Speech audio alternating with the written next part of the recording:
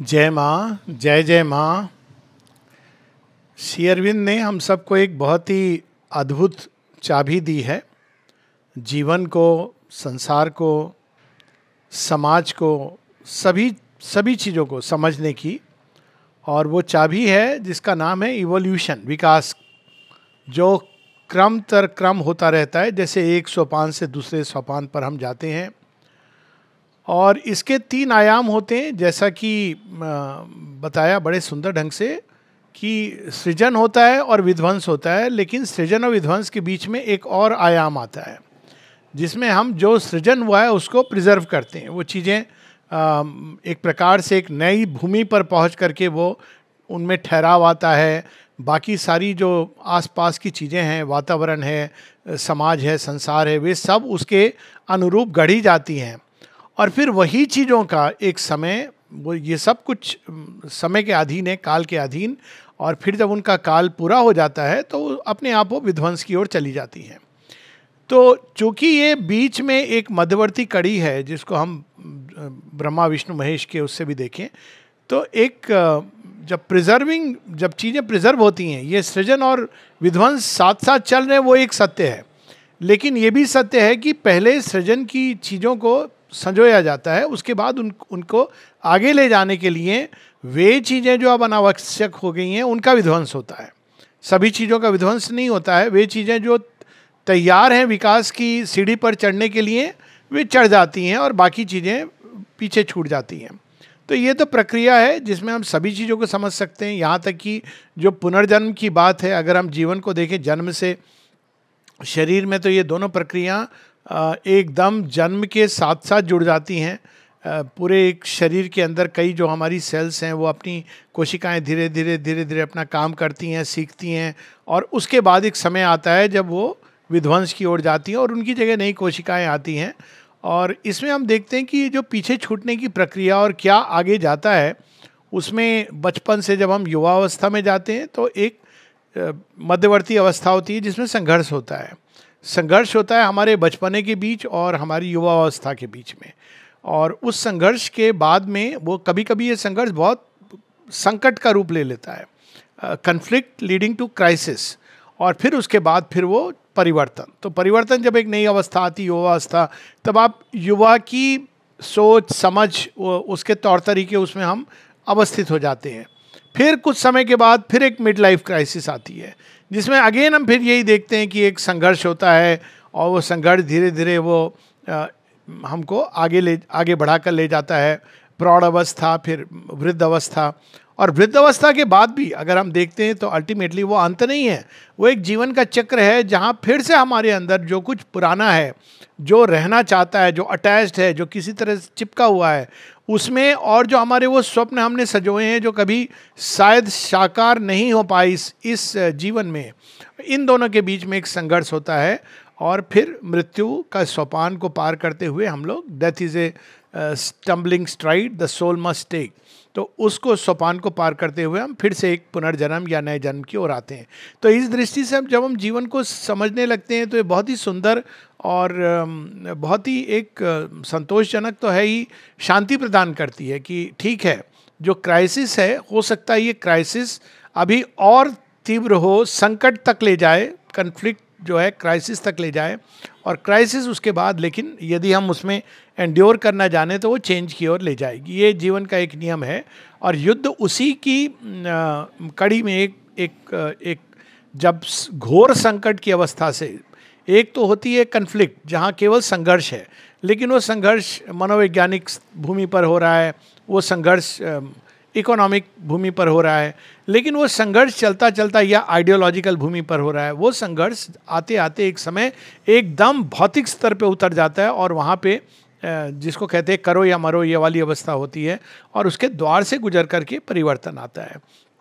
तो ये आवश्यक है समझना, क्योंकि कई बार लोग समझते हैं, सोचते हैं कि भाई अभी नया जगत आ गया। श्री अरविंद से किसी ने पूछा था कि बड़ा अच्छा होगा, नया जगत आ गया है तो अब युद्ध नहीं होंगे। तो श्री अरविंद कहते हैं कौन जाने, युद्ध के द्वार से ही गुजर करके हम नए जगत की ओर जाएंगे। हाँ, एक उपाय है, अगर पुराना जगत अपने आप को इतना प्लास्टिसिटी हो जाए, परिवर्तन के लिए वो इतना प्रस्तुत हो, तैयार हो, तो शायद युद्ध की आवश्यकता नहीं पड़े। लेकिन ये कुछ एक प्रकार की ड्रीम, एक प्रकार का स्वप्न होगा। क्यों ये स्वप्न होगा? क्योंकि सृजन के बाद जो उस सीढ़ी पर जो चेतना ठहरती है, वो ठहराव बहुत मनुष्य को, या चेतना के उस सोपान पे जो भी जीव हैं उनको वो बहुत जकड़ करके पकड़ता है। क्यों जकड़ करके पकड़ता है? ताकि वो पीछे ना गिरे, ये आवश्यक है। और वही चीज़ जिसने उसको पीछे गिरने से रोका है, वही चीज़ उसको आगे बढ़ने से रोकती है। तो अगर हम आज के युग में देखें, मनुष्य कैसे बनता है, जब पशुत्व से हम मनुष्यत्व के गुणों की ओर जाते हैं, जिसमें माँ बड़े सुंदर ढंग से कहती है कि मनुष्य कैसे बनता है, जब हम अपने प्राणिक आवेगों को, एनिमल नेचर को मॉरल और मेंटल आइडिया से कंट्रोल करते हैं। तो ये तो मनुष्य हुआ। लेकिन अगर आपको मनुष्यत्व के परे जाना है तो समस्या होती है, क्योंकि ये बड़े कठिन प्रयास और श्रम के बाद, अगर हम यूँ देखें तो श्री राम के समय से ये प्रोसेस जो चल रही है, धीरे धीरे मनुष्य के अंदर एक प्रकार की नैतिकता का, कम से कम कुछ मूल्यों का विकास हुआ है। अब अगर आपको जाना है उसके आगे आध्यात्मिक भूमि पर, तो वही चीज़ें हैं जो हमको उस चेतना के सोपान पर व्यवस्थित करती थी, स्थित करती थी, स्थिर करती थी, अब वो फिर से टूटेंगी। और जब वो टूटेंगी तो दो प्रकार की चीज़ें होती हैं। एक तो वे लोग जिन्होंने बाहर से केवल चीज़ों को पकड़ा था, यानी मानव मूल्यों को उन्होंने किसी इस कारण पकड़ा था क्योंकि समाज का दबाव था, या कोई लॉ थी, मतलब लीगल नियम कानून थे, जिसके डर के कारण वो उन्होंने एक मानवोचित जीवन शैली अपनाई हुई थी, लेकिन अंदर से उनके अंदर परिवर्तन नहीं था। तो अब जैसे ही वो कड़ियाँ टूटती हैं, इसी कड़ियों के टूटने को धर्मस्य ग्लानि कहा गया। धर्मस्य ग्लानि इज नॉट कि लोगों ने बाहर से रिचुअल करना छोड़ दिया और ये करना छोड़ दिया, व्रत उपवास छोड़ दिया, नहीं। धर्मस्य ग्लानि की हर स्टेज का अपना एक धर्म होता है। जैसे एक बालोचित धर्म है, तो बच्चे के लिए बहुत सारी चीज़ें जो उसका, इसलिए उसको ब्रह्मचर्य आश्रम कहा गया। अब फिर आता है एक युवावस्था का धर्म जो गृहस्थ आश्रम है। तो अगर आप बाल भाव से केवल रहेंगे तो आप युवावस्था में प्रवेश करने में कठिनाई होगी, और अगर आप प्रौढ़ अवस्था में या वृद्ध अवस्था में भी एक युवा व्यक्ति की तरह आप व्यवहार कर रहे हैं तो आपको उसमें जाने में कठिनाई होगी। तो इस प्रकार से हर एक अवस्था का अपना एक धर्म होता है, और वो जब टूटता है, तो जब मनुष्य उचित धर्म जो है अगर लोगों ने बाहर से पकड़ा होता है तो वो टूट जाती हैं कड़ियाँ, तो वो फिसल जाते हैं। ये भी हम देखते हैं कि बहुत सारे ऐसे लोग जो मनुष्य का रूप लिए हुए हैं, मनुष्य जैसा उनका व्यवहार है बाहर से, लेकिन अंदर से परिवर्तित नहीं है। कई हजारों वर्षों के बावजूद भी उनके अंदर पशुत्व या राक्षसत्व, बहुत राक्षसत्व तो खैर कम है अब, लेकिन पशुत्व तो है। तो उनके अंदर ये डर रहता है या भय रहता है, इसकी संभावना रहती है कि वे पीछे फिसल करके गिर जाएंगे नीचे पशुत्व की ओर। लेकिन कुछ जो हैं जिन्होंने इसको अपने अंदर से पकड़ा हुआ है, यानी जैसे एक सात्विक मनुष्य जिसने अपने ही अंदर से वो समझता है कि नहीं, शायद मुझे इस तरह से जीवन जीना चाहिए, इसलिए नहीं कि कोई उसको डर है समाज का या किसी नियम का या किसी विधान का। तो अब उस तरह के लोग हैं, जब ये इवोल्यूशनरी प्रोसेस आती है तो वो उड़ करके आगे की ओर चले जाते हैं, क्योंकि अब वे तैयार हैं, अंदर से वो मनुष्य बन गए हैं। और वो तब जाते हैं जब मनुष्य अपने मॉरल और मेंटल आइडियाज़ की जगह स्पिरिचुअल इंट्यूशन को मान करके आगे बढ़ता है। तो ये मूल रूप से ये युद्ध है, और उसमें दोनों में टकराव होता है। टकराव केवल व्यक्ति का नहीं होता है, व्यक्तियों का टकराव प्रारंभिक दिनों में होगा, धीरे धीरे ये टकराव बढ़ता जाता है, क्योंकि एक व्यक्ति दूसरे व्यक्ति जो विकास की धारा, एवोल्यूशन की धारा, वो तो एक पर नहीं रुकती है। कुछ पायोनियर्स होते हैं, उनको लोग प्रारंभ में सिरफिरा कहते हैं। आप देखिए, किसी भी अगर वेस्टर्न वर्ल्ड में हम देखें तो विज्ञान और रिलीजन का जो टकराव हुआ, तो प्रारंभ में तो गैलीलियो को उन्होंने जेल में डाल दिया, और कई इस तरह की, डार्विन को तो बहिष्कृत कर दिया समाज ने। लेकिन धीरे, राइट बंधुओं के साथ भी यही हुआ, लेकिन धीरे धीरे अब वो मेन स्ट्रीम में आ गया है। और जो लोग अब इन बातों को मानते हैं, जिनके विरुद्ध ये लोग खड़े हुए थे, तो उनको अब माना जाता है कि ये अंधविश्वासी हैं या ये पुराने ख्याल के हैं। तो यही चीज़ समाज में हर बार होती है कि पहले कुछ लोगों में ये परिवर्तन आता है, जिनको श्री अरविंद कहते हैं पायोनियर्स। इसकी सावित्री में भी चर्चा है। तो पायोनियर्स क्यों हैं? क्योंकि उन्होंने ये एक छलांग ली है, blessed are those who take a leap toward the future. और ये तो निकल जाते हैं क्योंकि इन्होंने अपने को छलांग ले ली है। लेकिन फिर धीरे धीरे ये जो परिवर्तन है ये समाज में, क्योंकि वो करंट है जो इवोल्यूशन का, लोक संग्रहार्थ ये शब्द यूज़ किया गया है गीता में, तो वो धीरे धीरे पूरे समाज में फैलने लगता है। और फिर समाज के अंदर जब परिवर्तन की बात आती है तो एक युद्ध शुरू होता है, एक संघर्ष शुरू होता है। और ये हर स्तर पे होता है, मनुष्यों के बीच होता है, मानव समूहों के बीच होता है, धर्मों के बीच में होता है, धर्म से मेरा मतलब है रिलीजन्स के बीच में होता है, राष्ट्रों के बीच में होता है, जो एक प्रकार के मूल्यों के लिए खड़े होते हैं, और दूसरी ओर वे जो आगामी मूल्य हैं या वे जो सनातन सत्य सिद्धांत हैं जो कभी भी क्षय नहीं होने वाले हैं, उनके लिए खड़े होते हैं। और इन दोनों के बीच कभी कभी ये टकराव बहुत भीषण हो जाता है, भौतिक स्तर पे आ जाता है। और भौतिक स्तर पे वो इसलिए आता है क्योंकि आपने देखा होगा कई बार जब तक इंसान के मन में है, कुछ चीज़ें चल रही हैं, स्वप्न जगत में चल रही हैं, तब तक लोग उससे थ्रेटेंड नहीं फील करते हैं। वो कहते हैं साम्राज्य तो मेरा है, इसका एक, जब तक मेरा भाई अपना चुपचाप बैठ के राणा जी के मंदिर में कृष्ण जी का नाम लेती थी तो कोई समस्या नहीं थी। ये उनकी लोग ऐसे कहते हैं ये तो सिरफिरा है व्यक्ति, कोई बात नहीं है। लेकिन जब वो भौतिक में उतरने लगता है तो भौतिक जगत चूंकि पूरा का पूरा वो निश्चेतना से निकल रहा है, सबसे कठिन जो पकड़ है निश्चेतना की और पास्ट की जो फोर्सेस की, वो भौतिक जगत पर है। इसीलिए माँ इतना जोर देती हैं। अब अगर हम अपने जीवन में भी देखें तो कई वृत्तियां हैं जो मन से निकल जाएंगी, प्राण से निकल जाएंगी, लेकिन वो शरीर को ऐसा पकड़ के रखती हैं क्योंकि हमारी नर्व सेल ये सब डिज़ाइंड है। आप अंदर से बहुत सुंदर, किसी ने सुना कि शांति रहनी चाहिए, क्रोध नहीं आना चाहिए, लेकिन अगर कोई अचानक कुछ आपको कह देता है आप शब्द, तो हृदय के अंदर एक भाव आता है क्रोध, क्योंकि हमारी नर्वस सिस्टम वैसे डिज़ाइंड है। तो भौतिक स्तर तक जब तक ये चीज़ें नहीं आती हैं तब तक लोग इसको एक एनोमली, एबनॉर्मेलिटी या यहाँ तक कि पागल करार करके छोड़ देते हैं। लेकिन जब ये चीज़ें भौतिक स्तर पे आने लगती हैं तो वो एक प्रकार का, और वो कैसे आती है भौतिक स्तर पर, जब समाज के ही अंदर से ऐसे अंश हैं जो विद्रोह करते हैं। और जब वो विद्रोह करते हैं तो पुराना जो जगत है, जो पुराने रीति रिवाजों को, वे ऑफ लाइफ को, रीति रिवाज से मतलब कोई विशेष जाति धर्म की बात नहीं है, लेकिन ओल्ड वे ऑफ लाइफ वो रेजिस्ट करती है। तो फिर वो युद्ध कई बार वो बिल्कुल बाहरी रूप ले लेता है। और इसका उदाहरण देते हैं श्री अरविंद फर्स्ट और सेकेंड वर्ल्ड वार का। आप देखिए भारत का भी एक समय था जब इम्पीरियलिज्म को बहुत ही प्रश्रय दिया था प्रकृति ने। और क्यों ये प्रश्रय दिया था? क्योंकि इम्पीरियलिज्म की एक हवा बह रही थी। अब वो हवा इसलिए बह रही थी क्योंकि यही एक तरीका था मानव को एक सूत्र में बांधने का। तो बहुत सारे कुछ एक कल्चर्स थे जो स्ट्रांग थे, पावरफुल थे, वो एक राष्ट्र से राष्ट्र उस समय माने नहीं जाते थे, तो वो एक जगह से दूसरे स्थान पर आते थे, कैप्चर करते थे, लूटमार होती थी, परिवर्तन आता था, एक आरोपण होता था एक कल्चर का दूसरे कल्चर पर, एक दूसरे को इस प्रकार से कोई नई सभ्यता का टकराव होता था। उसके बाद फिर इधर से लोग जाते थे। तो ये सारी चीज़ें प्रक्रिया चल रही थी।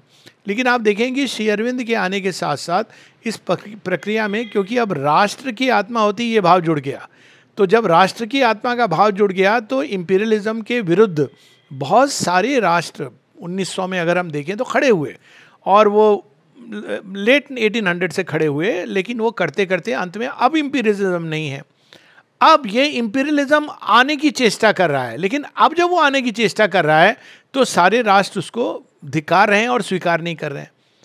और वो किस तरह से आ रहा है? कमर्शियल इंपीरियलिज्म की हम डिक्टेट करेंगे, यूनिपोलर वर्ल्ड कि हम चाहते हैं चीज़ें ऐसी चलें। ये पुराने जगत के लिए ठीक थी, लेकिन अगर हम इसको मॉडर्न में एक वर्ल्ड स्टेट बनाने की चेष्टा करेंगे तो वो टकराव होगा। और ये टकराव इस हद तक जा सकता है कि एक बड़ा राष्ट्र या दो बड़े राष्ट्र versus many many different countries, जिसको कहा गया मल्टीपोलर, इन दोनों के बीच में टकराव हो जाए, क्योंकि आप अब उन चीज़ों का प्रतिनिधित्व कर रहे हो। तो अब बड़ी इंटरेस्टिंग होती है ये चीज़ें कि वही अमेरिका जो एक समय देखा जाए तो वो एलिट पावर्स के साथ खड़ा था, लेकिन अगर वो ये बात को नहीं समझ पाता है कि अब समय काल की गति बदल गई है, और वो अगर एक नई प्रकार की इंपीरियलिस्टिक डिज़ाइन लेकर के आएगा, तो वही राष्ट्र जो एक समय उसके साथ खड़े थे अब उसके विरुद्ध खड़े हो जाएंगे। तो इस प्रकार से युद्ध की ये भूमि है, पृष्ठभूमि है।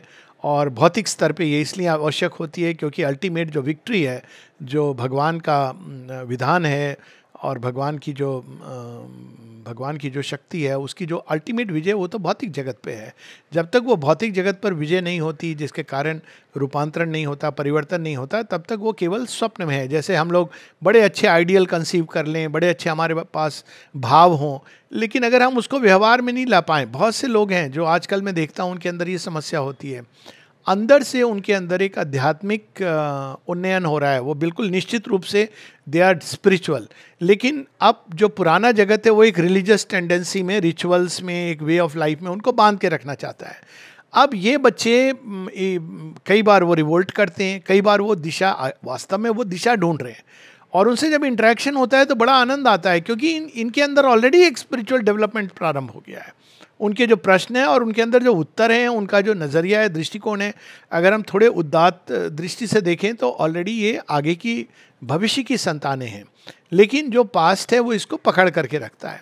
तो इस पृष्ठभूमि से हम युद्ध को समझते हैं। अगर टिपिकल एग्जाम्पल तो कुरुक्षेत्र का युद्ध है, जिसमें हम देखते हैं कि वही लोग, वो सारी चीज़ें जो एक समय सही थी, उचित थी, जो उस युग की उच्चतम संभावनाएं थी, जिसको हम देखते हैं भीष्म में, द्रोण में, इन सब के अंदर जो प्रकट होती हैं, कर्ण में, अश्वत्थामा में, इन सब के अंदर जो प्रकट होती हैं, वही चीज़ें अब विरोध में आ जाती हैं एक नए युग के प्रारंभ में। और इस जब नए युग में प्रवेश करते हैं तो दोनों के बीच टकराव होता है। अब अगर हम इस भूमि से, इस दृष्टि से देखें तो हम देखते हैं कि युद्ध कई स्तरों पे लड़ा जाता है और कई प्रकार से लड़ा जाता है। तो जो उसकी सबसे सूक्ष्म भूमि है युद्ध की, तो वो तो हमारे पुराणों में बड़े सुंदर ढंग से देवासुर संग्राम, वेदों में भी है। तो ओरिजिनल जो चीज़ है, देव कौन है? वो प्रकाश का प्रतिनिधित्व करते हैं, और ये प्रकाश धीरे धीरे बढ़ता है। जो एक समय उचित था वो दूसरे समय अनुचित हो जाता है, क्योंकि जब हम चीज़ों को एक नए प्रकाश में देखते हैं। और इसको समझने का एक बड़ा सिंपल सा दृष्टिकोण है प्रैक्टिकल लाइफ में। कई बार लोग मन से आध्यात्मिक चीज़ों को समझने की चेष्टा करते हैं। अब मन का प्रकाश, उसकी अपनी एक उपयोगिता है। कई चीज़ों को मन ने समझाया है, आधुनिक विज्ञान में जो निकली हैं, जिनको मन ने समझने की चेष्टा की है, लेकिन वही मन का प्रकाश असमर्थ हो जाता है जब उसके आगे जाना है। तो लोग जब प्रश्न करते हैं कि हम इसको अभी मन के लेवल पर नहीं समझ पा रहे हैं, तो आप नहीं समझ पाओगे। आप कितना भी मन को फेट नहीं करो, वो नहीं समझ पाओगे। तो प्रयास क्या करना है? मन के आगे एक हायर लाइट को, एक ग्रेटर कॉन्शियसनेस को अपने अंदर धारण करना है। तो जब वो नया प्रकाश आता है तो हम चीज़ों को एकदम नए दृष्टि से, हमारे अंदर सब कुछ बदल जाता है और हम चीज़ों को नए ढंग से समझ पाते हैं। तो उस तरह से जब हम देखते हैं जीवन को, तो हम देखते हैं कि ये युद्ध प्रारंभ कहाँ होता है? ये देवासुर संग्राम वही है कि वह जो कुछ हमको पास्ट की ओर खींचता है और जो हमको जड़ तत्व से बांध के रखना चाहता है, जो चीज़ हम लोगों को पूरी तरह निश्चेतना की ओर ले जा रही है, पीछे की ओर खींच रही है। और दूसरा देवत्व क्या है? देवत्व वो एक प्रकाश की वृद्धि, चेतना की वृद्धि, जो आगे की ओर हमको ले जाना चाह रही है। तो ये सूक्ष्म भूमि पर ये युद्ध चलता है। इस युद्ध में कभी कभी संधि होती है, सुलह होती है, जो हम देखते हैं कि सागर मंथन की पूरी कथा में, और फिर उसके बाद फिर एक चेंज आता है। तो ये एक भूमि है जो एकदम इसकी सबसे सूक्ष्म भूमि है। इसको हम कह सकते हैं एक प्रकार से कि विश्व चेतना में ये काम होता है, ये देवासुर संग्राम। लेकिन उस विश्व चेतना में संग्राम होने के पहले एक और उसकी भूमि है, जहाँ युद्ध नहीं है, लेकिन जहाँ से वो परिवर्तन का संकल्प आता है, वो परात्पर, जो हम वी कैन से ट्रांसेंडेंट, जहाँ से एक प्रकार का हम आदेश आता है कि अब चीज़ों को बदलना है। इसको श्री अरविंद बड़े सुंदर ढंग से इलियॉन में समझाते हैं कि इलियॉन के युद्ध के बारे में वो बताते हैं। अब देखिए, प्राइम जो है, पूरा जो ट्रोजन वार है, उसमें जो सारे जो लोग हैं उस समय ट्रॉय में, बड़ी एक विकसित सभ्यता है, बड़े कल्चर्ड हैं, रिफाइंड हैं। और वहीं ग्रीक की छोटी छोटी, ग्रीस तो था नहीं उस समय, ट्राइब्स थी। ग्रीस अभी भी दे डोंट लाइक कि उनको कोई ग्रीक बोले उनको अच्छा नहीं लगता है, वो अपने आप को हेलास कहते हैं, क्योंकि वो जो परिवर्तन आया था उनके अंदर, वो ट्रॉय के युद्ध के बाद आया था। तो अब बड़ा सुंदर है, श्री अरविंद उसको प्रारंभ करते हैं कि देवताओं के बीच में ये वार्तालाप हो रहा है, और देवताओं के बीच में जब वार्तालाप हो रहा है तो सीयूस ये निर्णय लेते हैं कि अब ये परिवर्तन आना है, और वे जो पुराने देवता हैं वे चले जाएंगे जिनकी पूजा होती थी उनकी जगह अब ये नए देवता आने वाले हैं। अब ये नए देवता कौन है? जैसे एथने, तो वो हम कहें अगर महेश्वरी, तो वो आने वाली है। अब ये बड़ा इंटरेस्टिंग, हम अगर वेदों से लेके पुराणों तक देखें तो वहाँ हम देवताओं का भी चेंज देखते हैं कि वही इंद्र जो वेदों में एक रूप में है वही पुराणों में एक अलग रूप में आ जाते हैं। तो ये सब कुछ यानी देवता यानी कि मनुष्य की मान्यताएं, उसके अंदर जो प्रकाश का जो स्तर है, जैसे वो समझता है चीज़ों को। तो कई रिलीजन्स तो इसीलिए समाप्त हो गए। अगर हम देखें, कई बार लोग रिलीजन्स को लेके बहुत परेशान होते हैं, तो बढ़ते प्रकाश में चीज़ें स्वयं समाप्त हो जाएंगी। अगर आप इजिप्ट का देखें तो इजिप्ट में 3500 वर्ष तो कम से कम जो इजिप्शियन रिलीजन था रहा, और उसमें बहुत कुछ था, ऑकल्ट था, उसमें स्पिरिचुअल डायमेंशन था, हालांकि ऑकल्ट बहुत ज़्यादा था, और वो सारा समाप्त हो गया, विलुप्त हो गया। कई लोगों को मालूम भी नहीं है। तो कई रिलीजन्स हैं जो अभी 1000-2000 साल ये कुछ भी नहीं है, क्योंकि उसके बाहरी रूप समाप्त होंगे ही होंगे, उसकी जगह नई चीज़ें आएंगी। तो ये प्रारंभ वहाँ से होता है जहाँ वो कॉस्मिक विल, और कॉस्मिक विल कहाँ से आती? Transcendent will. और ये जानना इसलिए आवश्यक है क्योंकि जिस चीज का निर्णय वहाँ हो जाता है, माता जी की एक 1955 जनवरी की एक उसको भविष्यवाणी कह लें या न्यू ईयर का मैसेज कह लें, no human will can finally prevail against the divine will, put yourself deliberately on the side of the divine and the victory is certain. इसी चीज़ को हमारे यहाँ महाभारत में जो चुनाव है, अर्जुन चुनते हैं श्री कृष्ण को, क्योंकि उनको पता है कि श्री कृष्ण भविष्य का पक्षधर है। इसको कई लोग नहीं समझ पाते हैं, उस समय भूरी श्रवा नहीं समझ पाते हैं, और भी कई लोग हैं जो नहीं समझ पाते हैं। तो वही हम देखते हैं कि इलियॉन में जब वार्तालाप हो रहा है, देवताओं को भी अच्छा नहीं लगता है, क्योंकि ये सब उनके अनुयायी थे, पोषित होते थे उनसे। और जब वो कहते नहीं, अब तुम लोगों को अपनी शक्ति को उनसे खींच लेना है, ये बहुत इंटरेस्टिंग है। अब आप देखिए कि कैसे एक रिलीजन होता है जो एक समय पॉलिटिकल पावर के अंदर बड़े से बड़े मतलब राज्यों पर, अब वो राष्ट्र हैं, उन पर कैसे वो कब्जा करता है।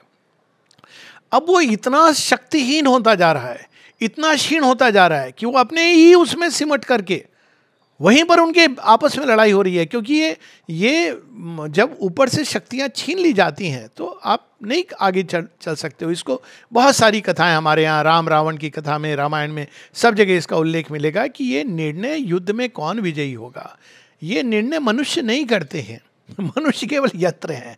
तो फर्क बस इतना है कि हम किस तरफ अपने आप को डालते हैं। हम अगर पास्ट के साथ खड़े होते हैं तो ये नहीं कि चूंकि हमने भगवान की पूजा की है तो पास्ट हमारे साथ हमारी विजय होगी, नहीं होगी।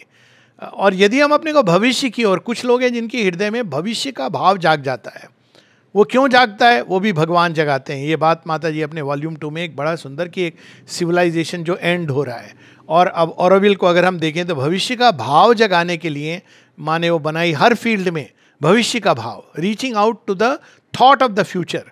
तो कुछ लोग हैं जिनके अंदर, अब इसको एक ही शब्द है, भगवान के हेतु की कृपा के कारण वो भविष्य का भाव जाग जाता है। तो भविष्य का जिनमें भाव जाग जाता है तो वो फिर स्वाभाविक है कि वो भविष्य के पक्ष में खड़े हो जाते हैं। और पास्ट कितना भी प्रबल क्यों ना हो, कितनी भी उसमें 18 अक्षौहिणी सेना हो, आधा संसार खड़ा हो, लेकिन वो निश्चित रूप से विनाश की ओर जाएगा, क्योंकि अब उसमें से स्वयं जगत जननी माँ ने अपनी शक्ति को खींच लिया है।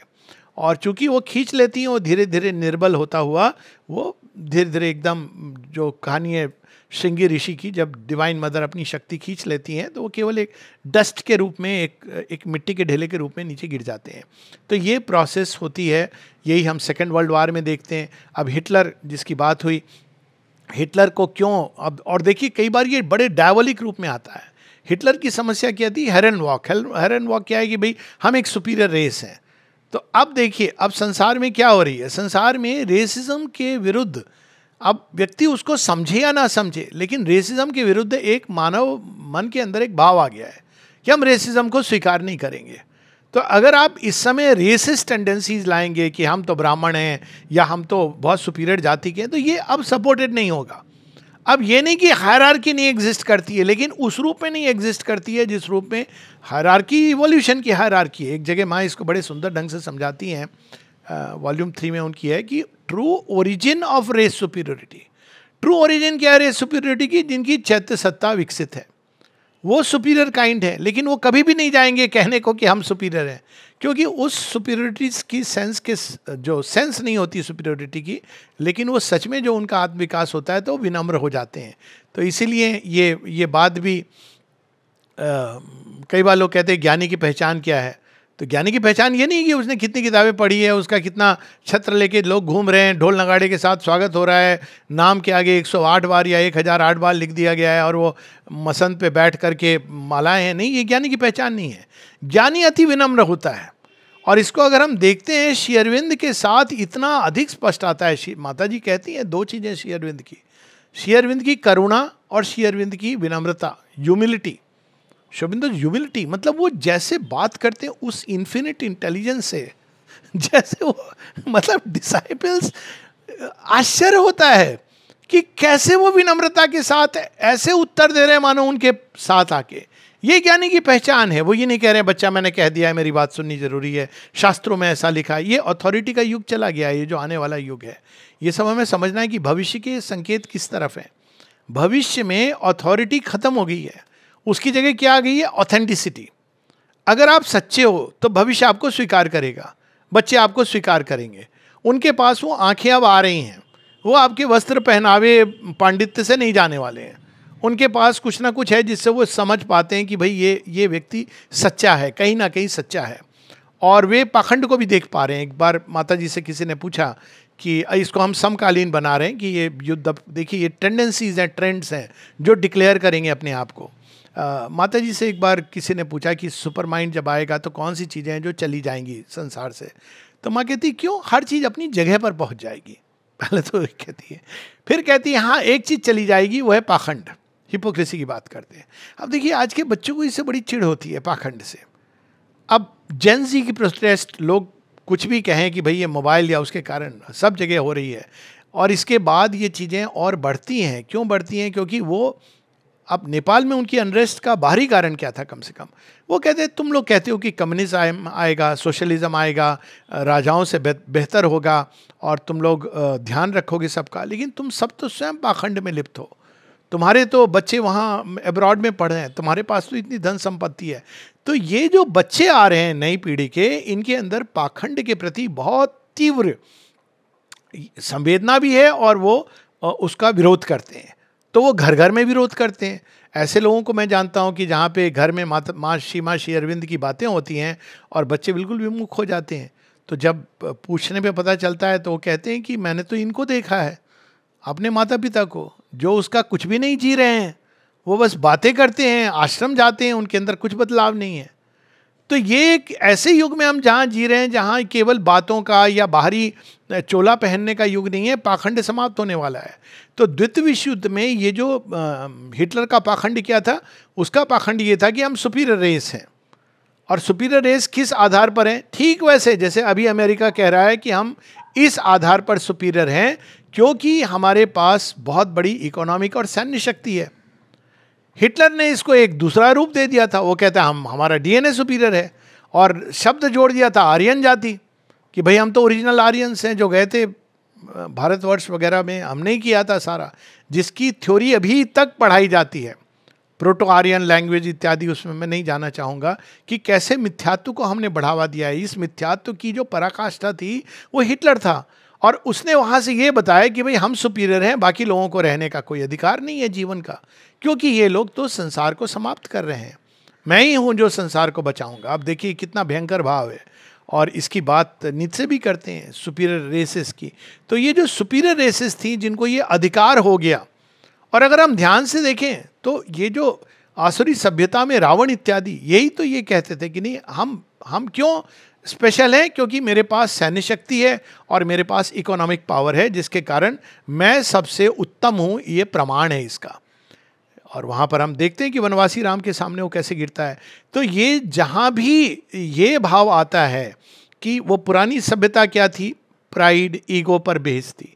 ईगो पर बेस्ड का अर्थ क्या है कि अगर मेरी बाहर में कोई ये बात मैं इसीलिए कई बार कहता हूँ कि हम लोगों को अपने कार्यक्रमों में ये गवर्नर और मिनिस्टर को नहीं बुलाना चाहिए। ये श्री अरविंद के नए जगत के अनुरूप नहीं है, क्योंकि ये नए जगत का प्रतिनिधित्व तो करते ही नहीं है, ये तो पुराने जगत के, या कोई बहुत बड़ा मतलब हो सकता है कि एक पॉलिटिशियन और इंडस्ट्रियलिस्ट सच में भक्त हो, वो भक्त की तरह आए, कोई भी आ सकता है। लेकिन जब हम मान सम्मान केवल इसलिए देते हैं क्योंकि उसके पास बहुत धन संपदा है या उसके पास पॉलिटिकल पावर है, तो हम वास्तव में वही पुराने जगत में जा रहे हैं। और पुराना जगत कभी भी नए जगत का इनिशिएट नहीं कर सकता है, वो तो उसे मिलावट लाएगा। और ये मैं बाय द वे कह रहा हूँ कि कई बार जैसे मुझे तो ये बहुत प्रिय है, रतलाम में भी जाके यही बात मैं करता हूँ कि जब ध्वजारोहण हो रहा है तो हम लोग क्यों करेंगे, बच्चे करेंगे। अभी हाल में भी मुझे कोई बता रहा था कि कहीं पर ध्वजारोहण की बात हुई थी, आई थिंक जम्मू की बात हुई थी, तो उसमें यही था कि भाई बच्चा करेगा। तो क्योंकि ये एक सिंबलिक जेस्चर है कि हमसे आगे जा रहा है संसार, संसार पीछे की ओर नहीं जा रहा है, विजडम है, सब कुछ है। तो इस प्रकार से जब हम देखते हैं तो हम युद्ध को देखते हैं कि ये निर्णय तो इसका ऊपर होता है, फिर ये एक मेंटल भूमि पर आता है जहाँ आइडियाज़ का टकराव होता है। और ये आइडियाज़ का जो टकराव होता है जिसके कारण उसी के घर्षण और संघर्ष से नई चीज़ों का जन्म होता है, नई संभावनाओं का। इसका एक और उदाहरण देख लें कि कैसे श्री अरविंद दिग्विजय कहते हैं, हेराक्लिटस ने कहा है कि युद्ध और संघर्ष संसार की जननी है। ये हम लोग 100 साल अगर पीछे चले जाएं तो 1910-20 तक के डिकेड में अगर हम देखें तो ये मान लिया गया था कि मटेरियल साइंस सब कुछ है और उसी के पास सारे उत्तर हैं, और रिलीजन जो है वो एक आउटडेटेड चीज़ है, भगवान केवल मनुष्य की कल्पना है, एक स्वप्न है, जिसकी बात सावित्री में बड़े विस्तार से की गई है। और यहाँ तक कि 1950 तक भी एक प्रकार से, और कई लोग तो उसके बाद भी ये मानते थे कि भाई साइंस इज़ एवरीथिंग। अब इन दोनों के बीच टकराव हुआ, ऐसा लगता था कि जैसे साइंस की विजय हो गई है, और ये जो रिलीजन वगैरह में मानते हैं ये तो ठीक है घर में, और उसी में हम देखते हैं कि हमारे कॉन्स्टिट्यूशन में सेकुलर आ गया, इत्यादि आ गया। मानो रिलीजियस और सेकुलर के अलावा कोई और वर्ड नहीं है, होना चाहिए स्पिरिचुअल, जिसमें दोनों का बहुत सुंदर संधि होती है। लेकिन खैर ये प्रारंभ ऐसे हुआ, दोनों के बीच में टकराव हुआ, युद्ध हुआ एक प्रकार से। और प्रारंभ में इस युद्ध में हम देखते हैं कि रिलीजन पूरी तरह पीछे, ना केवल पिछड़ गया, वो चला गया लगभग। अब रिलीजन उस सेंस में नहीं एग्जिस्ट करता है, लेकिन धीरे धीरे वो साइंस जो अपने को विजय के रथ उसका चल रहा था, इस टकराव के बाद कहीं ना कहीं विज्ञान के अंदर एक जिज्ञासा हुई कि इस भौतिक जगत के आगे क्या है। और जैसे ही उस जिज्ञासा का प्रारंभ हुआ, और भगवान की एक कृपा भी होती है, एक पीछे जो सुपर माइंड एक्ट करता है, तो धीरे धीरे विज्ञान ऐसे क्षेत्रों में प्रवेश कर गया जहां वो अब जो बहुत ही पुरानी जो वेदांतिक सत्य हैं उनका वो प्रतिपादन करने लगा, ऐसी बातें कहने लगा जो लग रहा था कि सीधा हमारे उपनिषद से ली गई हैं। तो कितना भी युद्ध हो जाए, सत्य तो कभी नहीं मरता है, केवल उसके बाहरी रूप। तो रिलीजन क्या था, बाहरी रूप था, वो चला गया, लेकिन उसके अंदर का जो सत्य था ना केवल वो निकला, विज्ञान ने ग्रहण कर लिया। आज अगर आप किसी वैज्ञानिक को पूछें, और कई लोगों से मिलना भी होता है, तो अगर आप उनको बोलेंगे बाहरी रूप में, वो उसको नहीं समझ पाते हैं। लेकिन अगर आप उसको समझाएंगे कि एक, अब वो वेदांत नहीं बोलेंगे, वो कहेंगे नॉन डुअल कॉन्शियसनेस। ये मेन स्ट्रीम विज्ञान में इसकी चर्चा होती है। चेतना क्या है, क्या वो मानव ब्रेन की उपज है या मुख्य चेतना मुख्य अवस्था है। बड़े बड़े नोबेल लॉरिएट्स इसकी बात कर रहे हैं। क्यों? क्योंकि अब वही विज्ञान ने इस चीज़ को स्वीकार किया। तो प्रारंभ कहाँ से हुआ? क्लैश से हुआ। विज्ञान और रिलीजन के बीच में एक युद्ध हुआ। युद्ध का परिणाम क्या हुआ? रिलीजन का जो बाहरी ढांचा है वो टूट गया, लेकिन उसका जो आंतरिक सत्य है वो तो डिस्ट्रॉय नहीं होगा, और उसको विज्ञान ने स्वीकार कर लिया, और वहीं स्पिरिचुअलिटी ने साइंस को स्वीकार किया। ये भी बड़ी इंटरेस्टिंग चीज़ है।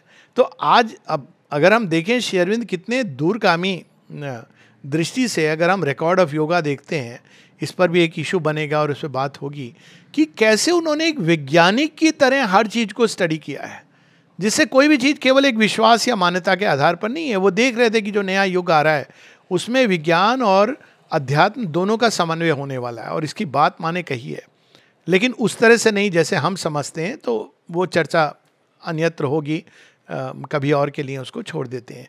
तो ये फिर धीरे धीरे ये जो युद्ध है ये प्राण जगत पे उतरता है, जिसमें आइडियाज़ के टकराव के बाद प्राण की ऊर्जाओं का संघर्ष होता है, जिसमें जो पूरा जो एक जीवन शैली है। प्राण क्या करता है, आपको जीवन में चीज़ों को उतारता है।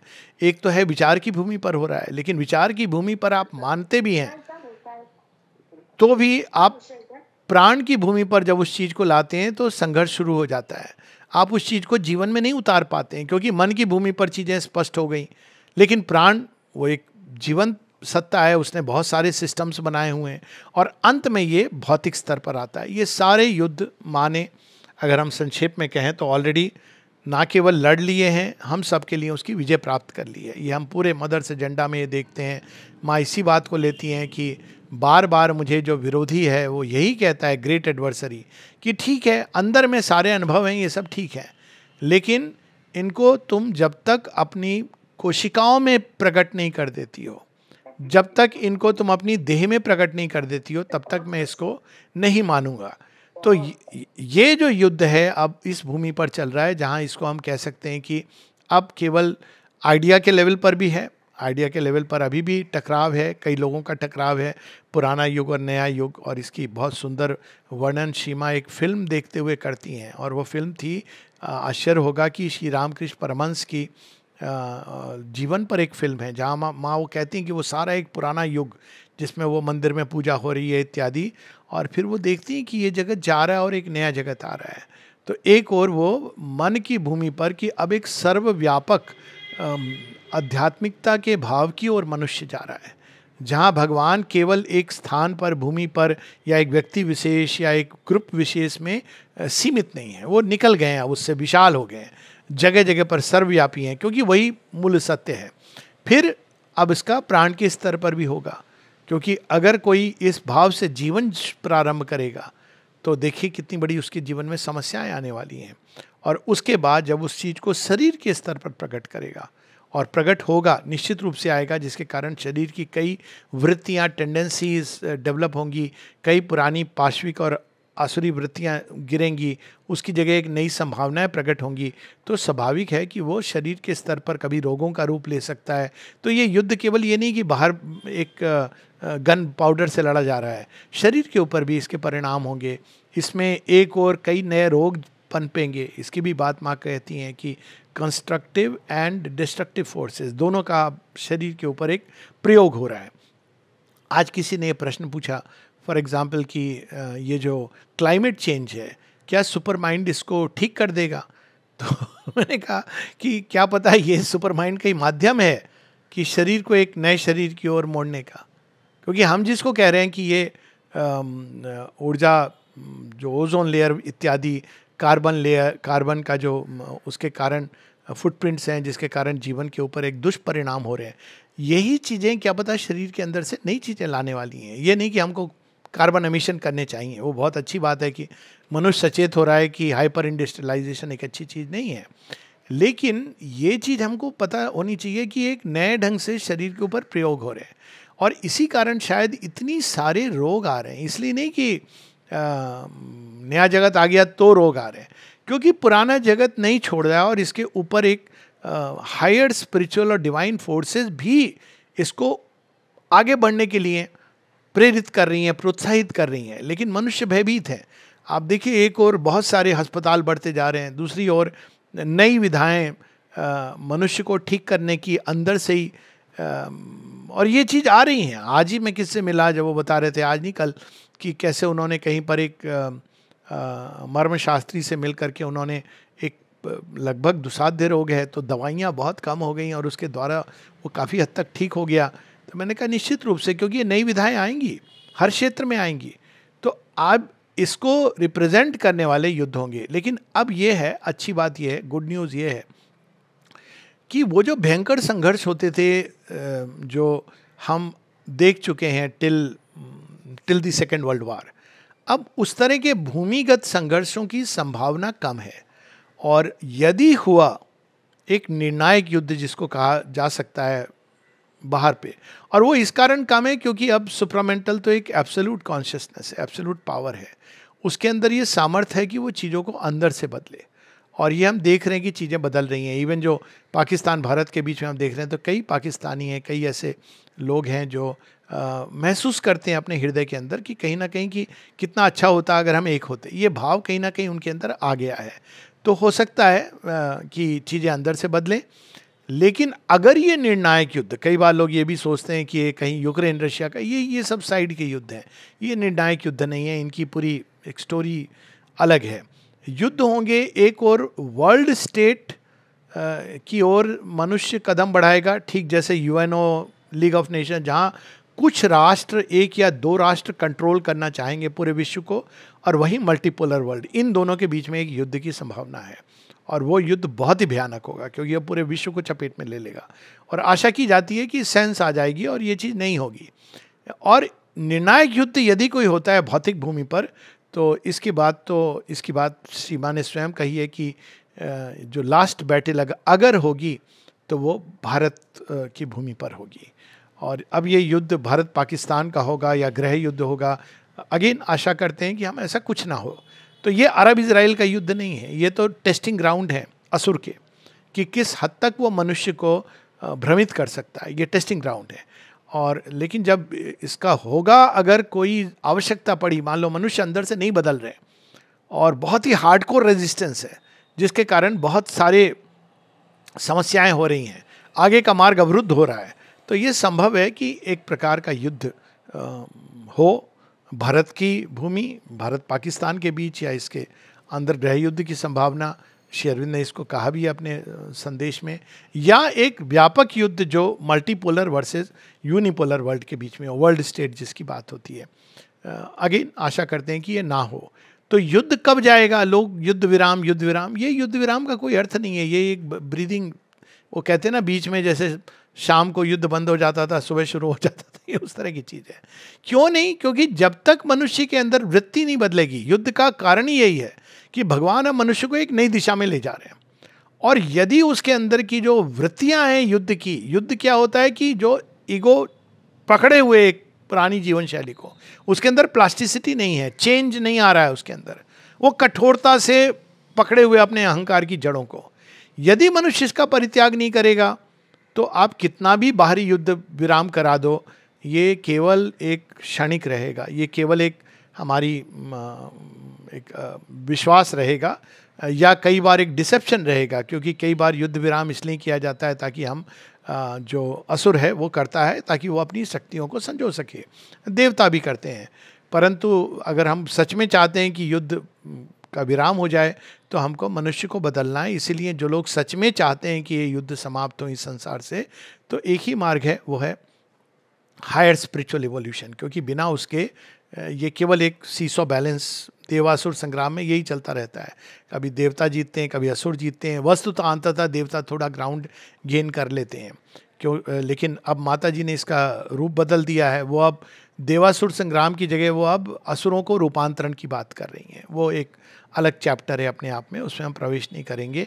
और इसी कारण असुर का एक फ्री खेल भी आ गया है, और माने इसके प्रति हम सबको सचेत करके रखा है कि वो हो सकता है कि श्री अरविंद की वाणी को भी ट्विस्ट करके प्रेजेंट करने की चेष्टा करे, एक हार्डकोर रिलीजन के रूप में प्रकट करे। तो ये है कि अब जो भूमि पर ये युद्ध हो रहा है, लड़ा जा रहा है, अब चूंकि इसके सबसे गहरे कारणों को एड्रेस किया जा रहा है, सीमा इसके सबसे गहरे कारण की वो निश्चेतना को ही रूपांतरण, उसके जो 4 असुर हैं उनके रूपांतरण की बात करती हैं।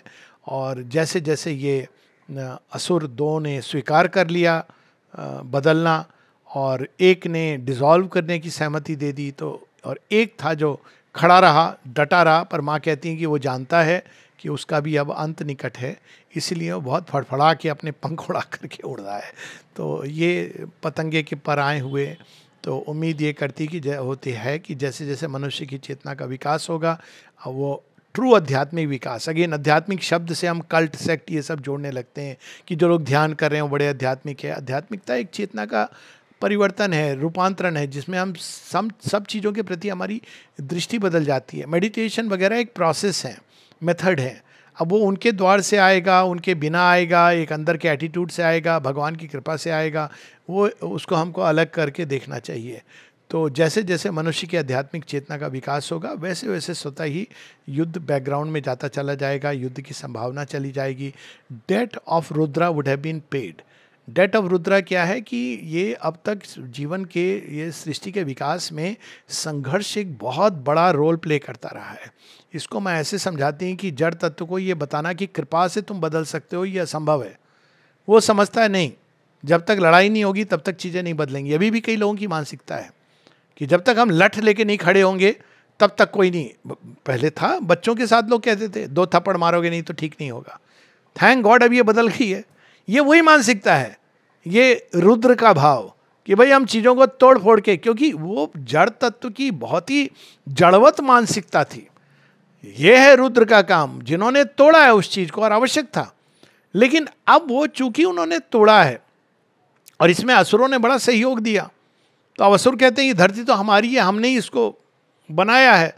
और देवता कहते हैं अब हाँ ठीक है, तुमने पत्थर डाल दिए, नींव खोद दी, लेकिन भवन तो हमें बनाने दो, क्योंकि सौंदर्य बोध हमारे पास है, आर्किटेक्ट हमारे पास है। तो वो स्वीकार नहीं करते हैं। तो वो डेथ टू रुद्रा वही है कि हमारी जो पुरानी वृत्तियाँ हैं जिसमें बहुत अधिक एंगर है, वायलेंस है, ये सारी चीज़ों को अब टर्न करना है। माँ कहती बड़े सुंदर ढंग से, एक ड्रीम जो है माँ का, उसमें कहती हैं वे जो हमारी वृत्तियाँ जो युद्ध में संलग्न होती थी, कई चीज़ें उसमें बताई हैं, उनको क्यों ना हम अंदर की ओर मोड़ें और अपने ही ऊपर आत्मजयी बने। तो जैसे जैसे एक एक मनुष्य आत्मजयी बनता जाएगा, कोई आवश्यक नहीं है कि नाम के आगे वो स्वामी जोड़े, ना जोड़े तो अच्छा है, नहीं तो और अहंकार आ जाता है। तो वो जैसे जैसे आत्मजयी बनता जाएगा वैसे वैसे हर एक ऐसा व्यक्ति अपने वातावरण में इस चेतना का प्रसारण करेगा, वैसे वैसे वो पूरे आसपास के लोगों में, समाज में परिवर्तन आएगा और धीरे धीरे मनुष्य आत्मजयी बनने की तरफ उसका विकास होगा और सच्चे शब्दों में आर्य बनेगा। क्योंकि आर्य तो पहले स्वराज को स्थापित करता है, तब साम्राज्य की बात करता है। तो यही आशा है, यही मंगल कामना है और यही श्री मां श्री अरविंद का दर्शन है कि युद्ध निश्चित रूप से एक ना एक दिन तो समाप्त होगा, लेकिन ये तब समाप्त होगा जब मनुष्य का अंदर में रूपांतरण होगा। उसके बिना जो कुछ भी हम कर लें, प्रयास कर लें, बड़े वेल मीनिंग प्रयास कर लें, वार्ता से कोई चीज़ नहीं सुलझने वाली है, परिवर्तन से चीज़ें सुलझेंगी।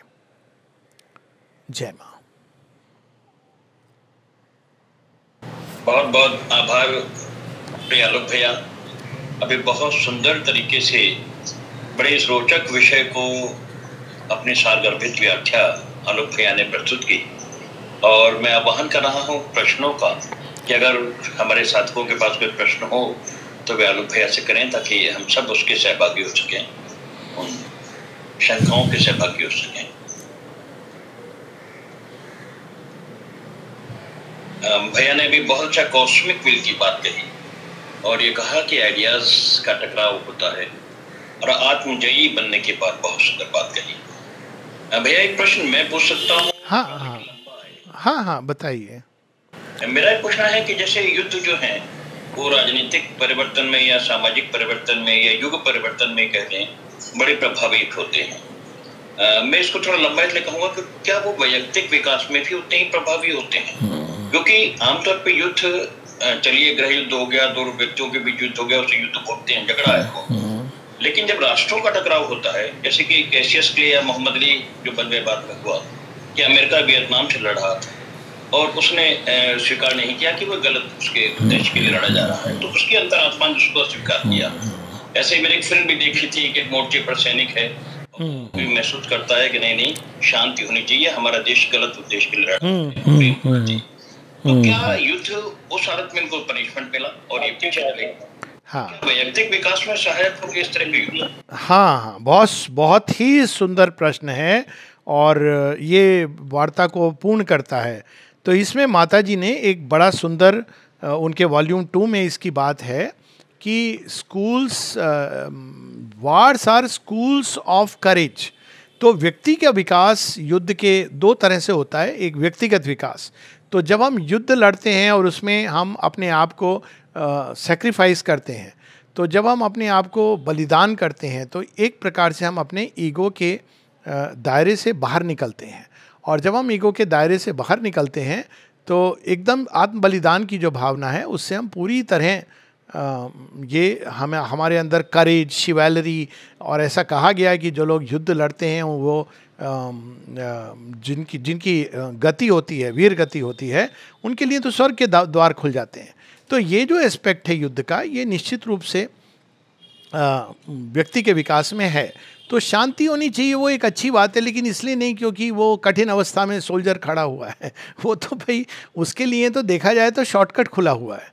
अब माता जी इसकी बात अपनी वॉल्यूम 2 में बड़े सुंदर ढंग से बताती हैं कि जब फर्स्ट वर्ल्ड वार में जो आहत होते हैं, जो फ्रेंच सोल्जर्स की वो बात करती हैं, जो निश्चित रूप से सही दिशा में लड़ रहे थे। यहाँ तक मैं कह सकता हूँ कि इवन जो इसकी बात श्री अरविंद ने उनके लिए भी कही है, जो जिनको राष्ट्र ने युद्ध की विभीषिका में ढकेल दिया है, लेकिन उनका राष्ट्र के जो नेता है उनका मंतव्य अलग है। फिर भी तो जब माँ कहती हैं कि जब वो युद्ध की विभीषिका से लौट रहे हैं और वो जब देखती हैं सोल्जर्स को जिनके बहुत आहत हैं, घायल हैं, और माँ कहती है उनकी नेत्रों में मैंने एक चमक देखी जो स्पष्ट रूप से इसका संकेत दे रही है कि इस बलिदान के कारण वे नए जगत के लिए तैयार हो गए हैं। तो अब ये एक देखा जाए तो शॉर्टकट है। एक लेवल पर जो व्यक्तिगत उसका विकास होता है वो है wars are schools of courage. I think प्रारंभ में आपने ही सुनाई ना वो दिनकर जी की वो कविता का अंश कि या तो भागा होगा रण से। तो ये रण को हम कैसे अवॉइड करेंगे, चाहे वो व्यक्ति के जीवन में हो संघर्ष या सामूहिक स्तर पर हो। तो शांति की कामना करना बहुत अच्छा है, लेकिन शांति जब होती है तो क्या होता है, मनुष्य एक अपने कंफर्ट जोन में चला जाता है और उसी को वो अंत समझ लेता है, वो प्रगति नहीं करता है। सबसे बड़ी समस्या शांति की क्या होती है, जब जीवन बड़े अच्छे ढंग से चल रहा है, खाना पीना आपको मिल रहा है, जीवन में सब सुख हैं, सब कुछ अच्छा चल रहा है जिसको कहते हैं, तो हम कहते तो हैं भगवान की कृपा है, लेकिन क्या हमारे अंदर अभिप्सा आती है आगे बढ़ने की? नहीं आती है। तो इसलिए युद्ध आता है। तो युद्ध जब आता है तो मनुष्य के माथे मस्तिष्क में चर्निंग होती है।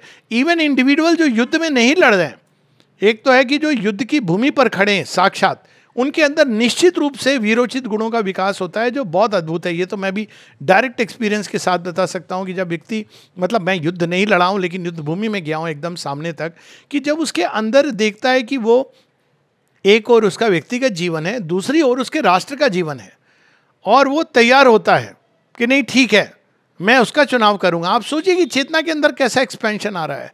वही सोल्जर अगर अपने गांव में होता तो क्या कर रहा होता, वो बिजनेस करके अपने घर परिवार को संभाल रहा होता। अब ये उसके लिए एक लीप है। तो ये बिल्कुल व्यर्थ नहीं है ये समझना कि युद्ध भूमि में जो जिनका बलिदान होता है राष्ट्र उनको देखता है नहीं देखता है, वो तो एक बात की बात है। हमारे यहाँ जो मान्यता है कि उनके लिए स्वर्ग के द्वार सीधा खुल जाते हैं, ये बिल्कुल सही है। पर उसके साथ साथ अब देखिए जब संघर्ष होता है तो लोगों की मानसिकताएं भी खुलती हैं, लोगों के अंदर ये आत्मंथन चलता है कि हम क्यों लड़ रहे हैं, आखिर इसके पीछे मुद्दा क्या है। अब यूक्रेन रशिया का वार ले लीजिए, एक और उसमें ये चल रही है कि नहीं हम लिबरल वैल्यूज़ के लिए, लेकिन अब लोग देख पा रहे हैं कि ये लिबरल वैल्यूज़ का तो एक केवल एक नाटक है। ये तो वास्तव में अमेरिका अपनी हेगेमोनी के लिए लड़ रहा है, नेटो कंट्रीज लड़ रही हैं, लोग देख पा रहे हैं। तो उनकी दृष्टि अब बदल रही है कि नहीं आप बाहर से क्या प्रोफेस कर रहे हो और अंदर में आपके सत्य क्या है। तो ये कई लेवल पर कई लोगों के अंदर ये आत्मंथन चलता है। इंडिया पाकिस्तान युद्ध में भी अभी भी अगर आप देखें कि कई सारे जो पाकिस्तान के भाई बहन हैं उनके अंदर ये बात आती है कि भाई ये क्यों कर रहे हैं हम इस तरह से, ये लोग ये क्यों लड़ाई कर रहे हैं, नहीं तो कंफर्ट जोन में रहते हैं। तो अभी की अवस्था में तो युद्ध आवश्यक है व्यक्ति के लिए भी। राष्ट्रों का टकराव तो एक बात है, लेकिन व्यक्ति के विकास में भी और समाज के अलग अलग भिन्न भिन्न पहलुओं के विकास में भी, उसमें भी दोनों में मान लीजिए कोई दो रिलीजन्स हैं वो अपनी कट्टरता के लिए, या कोई एक रिलीजन है जो कट्टरता के लिए लड़ रहा है, तो आज के समय में तो उसको पुशबैक होगा। तो लोगों के अंदर उस धर्म के अनुयायियों के अंदर निश्चित रूप से ये मंथन होगा। कुछ हैं जो और कट्टर हो जाएंगे, लेकिन कुछ हैं जिनके अंदर ये आएगा कि क्या ये कपड़े पहनने के ऊपर हम लड़ रहे हैं, कितने मूर्ख हैं हम। तो ये चीज़ निश्चित रूप से आएगी। तो व्यक्ति का, समाज का, छोटे छोटे समूहों का ये होता है विकास। अब ये है कि कुछ लोग और कट्टर हो जाते हैं, वो फिर विनाश के काल के गर्त में जाएंगे।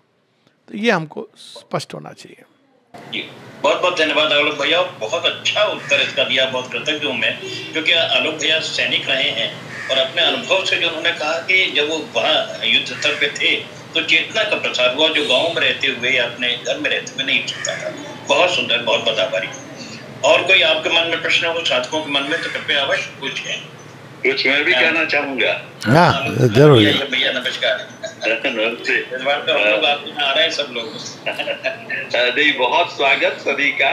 और एक दुविधा जो मेरे मन में चल रही थी, आज आलोक भैया के द्वारा दिशा निर्देश जैसे कि मिल गया कि किस राजनीतिज्ञ को बुलाएं, किसको ये करें। अब तो ऐसा लगता है कि वो दुविधा जो मेरे मन में चल रही थी और ये चर्चा के अधिवेशन के बाद से ही चल रही थी, अब ये दूर हो गई।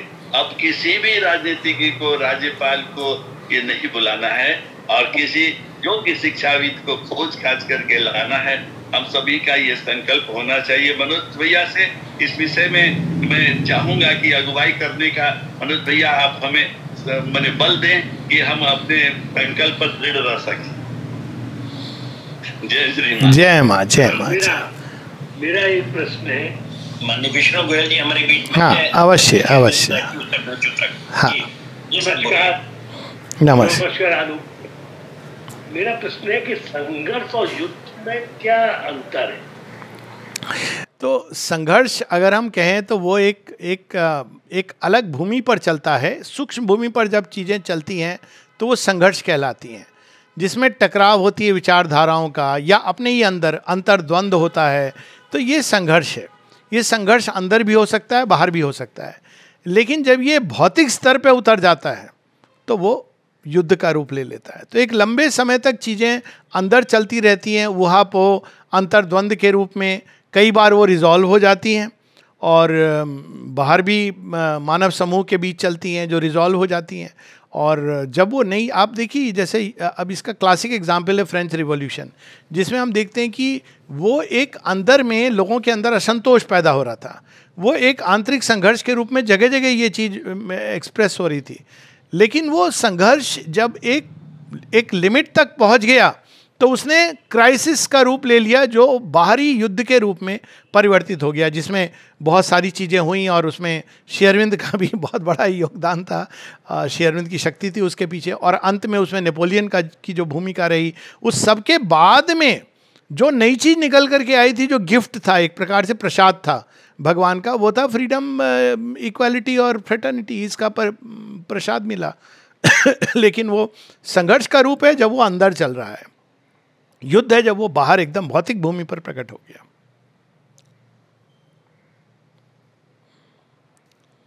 तो इसका यह है कि सूक्ष्म भूमि को हमको हमेशा एड्रेस करना चाहिए, उसको इग्नोर नहीं करना चाहिए कि उसके मूल कारण क्या है। अभी आप देखिए ना, इजराइल और हमास की बात चल रही है एक उदाहरण के रूप में।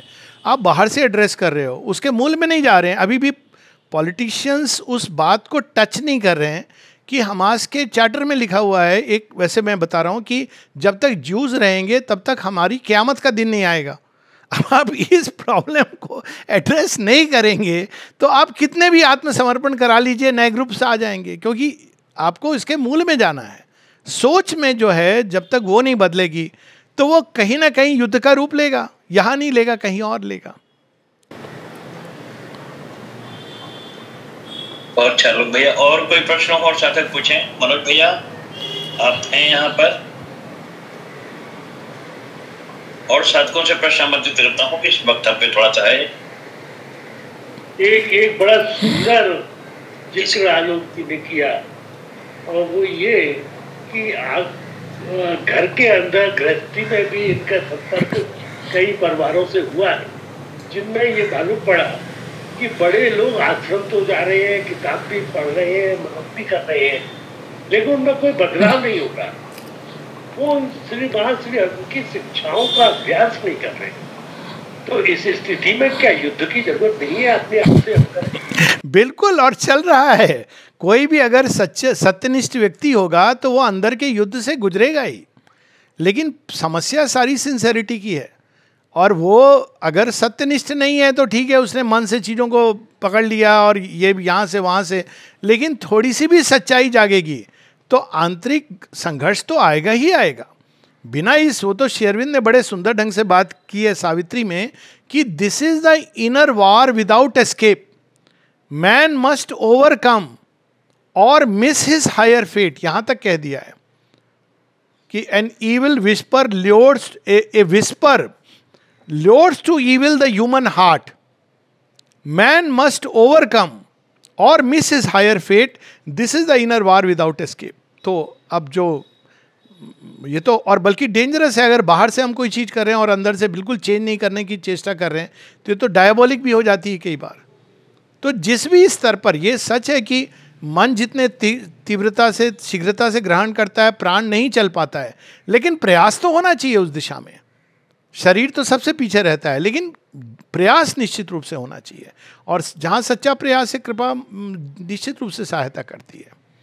पर वहाँ की हम प्रयास ही नहीं करेंगे, हम बस मन में हमने पढ़ ली किताबें उतना काफ़ी है, तो वो काफ़ी नहीं है, वो तो बड़ा भयानक है, वो डायबोलिक हो जाता है एक समय के बाद। जैसे मुल्ला मौलवी पंडित पादरी किताबें पढ़ ली हैं लेकिन जो जीवन है वो नहीं बदला, वो नहीं होना चाहिए। एक बड़ा सुंदर वाक्य आपने और कहा है कि व्रति युद्ध की कठोरता को बदलना होता है।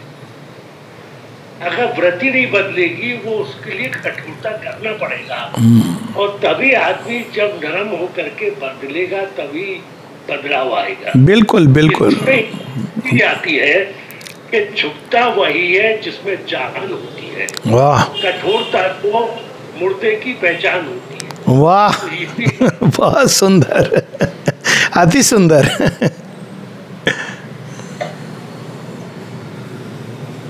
मनोज भैया या अन्य हमारे बीच में साधक हो तो अब हमारे पास समय समाप्त हो रहा है, कृपया आप मनोज भैया आप अपने साधक। मेरी आवाज आ रही भैया? हाँ बिल्कुल आ रही है, आपके दर्शन भी हो रहे हैं। नहीं, एक इसमें एक चीज और मैं मतलब समझना चाहता हूँ भैया से कि कई बार नई सृष्टि के निर्माण के लिए भी पुरानी चीजें जो जाने को तैयार नहीं होती, कई बार युद्ध उनको भी साफ करने का माध्यम बनता है। बिल्कुल। वो नई सृष्टि में सहायक नहीं होंगे। मैं थोड़ा सा ये गीता की भूमिका जो किताब श्री अरविंद ने लिखी है उसका एक पैराग्राफ आपको सुनाता हूँ। महाभारत के समय आसुरिक बल के भार से पृथ्वी अस्थिर हो चली थी। भारत में ऐसे तेजस्वी पराक्रमी प्रचंड क्षत्रिय तेज का विस्तार न तो उसके पहले ही कभी हुआ न बाद में हुआ, लेकिन उस भीषण बल के सदुपयोग की संभावना बहुत ही कम थी। जो लोग इस बल के आधार थे भी सभी आसुरिक वृत्ति के थे। अहंकार, दर्प, स्वार्थ, स्वेच्छाचार उनकी मज्जा में बसा था। अगर श्री कृष्ण इस बल का नाश कर धर्मराज्य की स्थापना नहीं करते तो जिन 3 तरह के परिणामों के बारे में कहा गया है वह एक न एक बार जरूर घटता और असमय भारत मलिक्षों के हाथों में जा गिरता। बिल्कुल बिल्कुल। कई बार जो है भगवान जो है उसको नई सृष्टि की नई फसल बोने के लिए हम लोग भी एक बार पूरा खेत साफ करते हैं, बिल्कुल छोड़ देते हैं ताकि सारी चीजें खत्म हो जाए और एक नई चीज है तो नई चीज पैदा होगी। भैया इस पे कुछ और जोड़ना चाहूँगा। यही मैं कहना चाहूँगा कि कई बार लोग ऐसे निर्णय नहीं ले पाते हैं जो श्री कृष्ण लेते हैं। और क्यों? क्योंकि उनको या तो एक पब्लिक ओपिनियन का या इसका डर होता है, कई तरह से उनको डर होता है, कई प्रकार के इसके परिणाम क्या होंगे।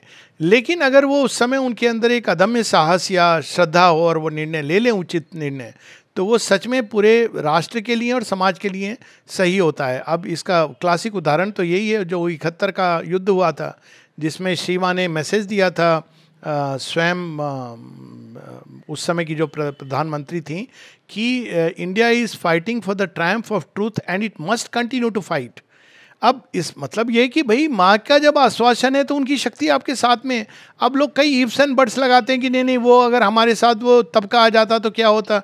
कुछ नहीं होता। ये हम जो सोचते हैं ये अब देखिए क्या हो रहा है, ना भारत के लिए ये अच्छा हुआ ना पाकिस्तान के लिए अच्छा हुआ। वहाँ भी आप बलूचिस्तान, वो कराची हम पहुँचने वाले थे, यहाँ भी वो एक कांस्टेंट ब्लीडिंग पॉइंट रह गया हमारे लिए। तो कभी कभी ये कठोर निर्णय लेकर के करना पड़ता है इस चीज़ को, जो श्री कृष्ण जिसकी ओर संकेत कर रहे हैं, और वही हम लेंगे तो रास्ता साफ होता है।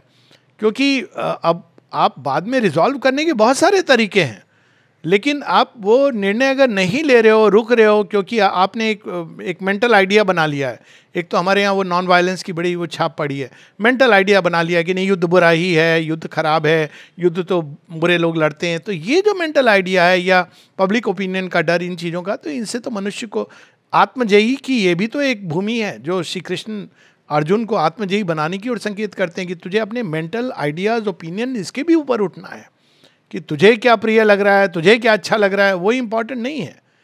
जिसमें सच में मानवता का हित है, राष्ट्र का हित है। मेरी समझ ये है भैया, जितना मैं सोच पाता हूँ, श्री कृष्ण के बाद श्री अरविंद पहले ऐसे व्यक्ति हुए हैं जिन्होंने ये बहुत विनम्रता लेकिन बहुत दृढ़ता से कहा है कि यदि समय आने पे युद्ध ही विकल्प हो तो फिर उसको बहुत जोर से लड़ना चाहिए, पूरी शिद्दत से, और उसको गले लगाने चाहिए। बिल्कुल बिल्कुल, एब्सोल्युटली, बिल्कुल, निस्संदेह, बिल्कुल। श्री कृष्ण और श्री अरविंद के बीच में मुझे कोई ऐसा व्यक्तित्व, हाँ, कोई नहीं है, कोई नहीं है, बिल्कुल। कहा हो कि अगर युद्ध अनिवार्य है तो फिर उसका कोई विकल्प नहीं है, बिल्कुल, और उसी से रास्ता नया निकलता है। बिल्कुल बिल्कुल, निस्संदेह। जय माँ, जय माँ, जय माँ।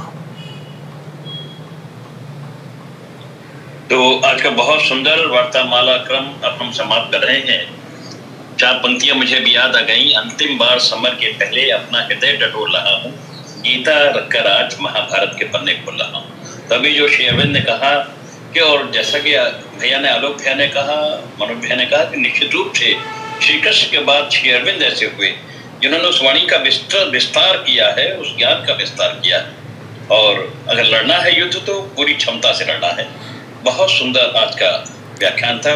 पुनः आपकी कृतज्ञता हम व्यक्त करते हैं। जय माँ, जय माँ। आइए अब हम आज के इस वार्तामाला क्रम का समापन पुनः श्री माँ के ध्यान से करें।